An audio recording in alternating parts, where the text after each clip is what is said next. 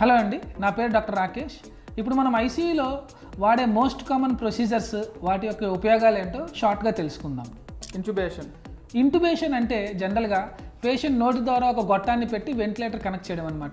ఊపిరి తీసుకోవడానికి ఎవరైనా ఇబ్బంది పడుతున్నా, పేషెంట్ ఇప్పుడు చావు బతుకుల సమస్య మధ్య ఉన్నా, అలాంటి వాళ్ళకి మేము ఇంటుబేషన్ అనేది చేస్తాం. Mechanical ventilation. So intubation and mechanical ventilation రెండు కలిపి ఒకే పదం కింద వాడచ్చు.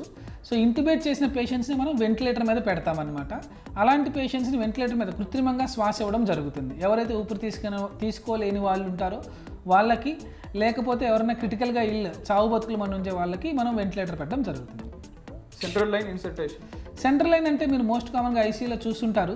మెడ దగ్గర నుంచి కానివ్వండి, తొడ దగ్గర నుంచి కానివ్వండి, మన చేతులకు సూదులు పెడతారు కదా, అలాంటివి కాకుండా మెడ దగ్గర కానీ తొడ దగ్గర కానీ పెద్ద పెద్ద సూదులు లాంటివి పెట్టేదాన్ని సెంట్రల్ లైన్ అంటారు. ఒక పెద్ద లైన్ ఇక్కడ నుంచి డైరెక్ట్గా పెద్ద వెయిన్ ద్వారా హార్ట్లోకి పెట్టడం జరుగుతుంది. దాన్ని సెంట్రల్ లైన్ అంటాము. పెద్ద పెద్ద మందులు ఇవ్వడానికి, యాంటీబయాటిక్స్ ఇవ్వడానికి, బీపీ మెడికేషన్ ఇవ్వడానికి ఇది పనికొస్తుంది. Arterial line placement. Arterial line అనేది జనరల్గా ఆర్టరీస్ అంటాం కదా, మన బాడీలో ఆర్టరీస్ అండ్ వెయిన్స్ ఉంటాయి. ఆర్టరీలో పెట్టేటువంటి లైన్ అనమాట, దాన్ని ఆర్టీరియల్ లైన్ అంటాము.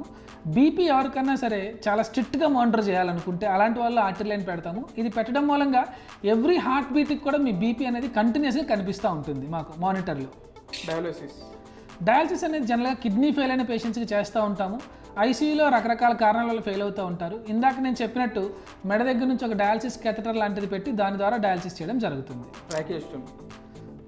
సో ట్రేకియోస్టమీ అంటే ఎవరన్నా పేషెంట్స్ మెడ దగ్గర నుంచి ఒక చిన్న హోల్ చేసి ఇక్కడ నుంచి గాలి అందించే పద్ధతిని ట్రేకియోస్టమీ అంటాము.